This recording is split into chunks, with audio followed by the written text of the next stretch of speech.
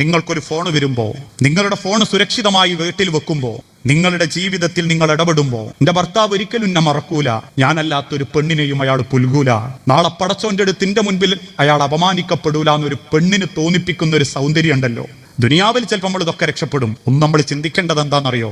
നാളെ പരലോകത്ത് പടച്ചോന്റെ മുൻപിൽ എന്റെ പിയാപ്പിളെ അപമാനത്തിൽ ഞാൻ കാണേണ്ടി വരൂല എന്നൊരു പെണ്ണിനെ നിങ്ങളെപ്പറ്റി പറയാൻ പറ്റിയ അവക്ക് കിട്ടിയ ഏറ്റവും വലിയ മൊഞ്ചാങ്ങൾ.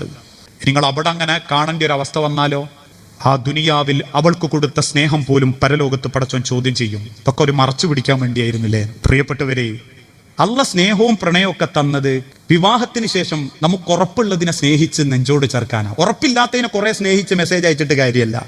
ഉറപ്പുള്ളതിനെ നിങ്ങളൊന്ന് സ്നേഹിച്ചു നോക്കി, എങ്കിൽ ആ ഉറപ്പുള്ള സ്നേഹത്തെ അള്ളാഹു ഒന്ന് കൊളത്തി ശക്തമാക്കി തരുന്ന.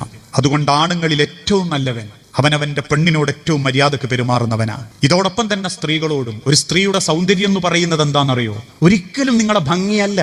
അവളെ കാണുമ്പോഴേക്കും അവന്റെ ബേജാർ അവൻ മറക്കുന്നുണ്ടെങ്കിൽ, അവൻ പ്രാർത്ഥിക്കുന്ന കൂട്ടത്തിൽ പടച്ചോനെ അവളില്ലാണ്ട് എനിക്ക് പറ്റൂല റബ്ബേ, അവള് മരിക്കുന്നതിന്റെ മുൻപ് ഇങ്ങനെ അങ്ങ് കൊണ്ടോണട്ടോ എന്ന് പറയുന്നുണ്ടെങ്കിൽ, ഏതൊരർത്ഥത്തിലും തുണയായി താങ്ങായി പടച്ചോനെ അവളുണ്ട് എന്റെ കൂടെ എന്ന് അയാൾക്ക് തോന്നുന്നുണ്ടെങ്കിൽ, ഞാനൊന്ന് കിടന്നുപോയാലും അവൾ ഉണ്ടാകും എന്നുള്ളൊരു ആശ്വാസം അവന് തോന്നുന്നുണ്ടെങ്കിൽ, അവന് കിട്ടാവുന്ന ദുനിയാവിൽ ഏറ്റവും വലിയ സമ്പത്താണ് ആ പെണ്ണ്. ഭർത്താവിന് അർഹതപ്പെട്ടതും അവകാശപ്പെട്ടതും അയാൾക്ക് മാത്രം കൊടുത്ത്, കയറി വരുമ്പം ഒരു നല്ല വാക്ക് പറഞ്ഞ്, ഒന്ന് കൈ പിടിച്ച്, നല്ല സംസാരങ്ങൾ സംസാരിച്ച്, നിങ്ങൾ ആ ഒന്ന് മാർഗങ്ങളൊന്ന് അവലംബിച്ചു നോക്കി മനുഷ്യരെ.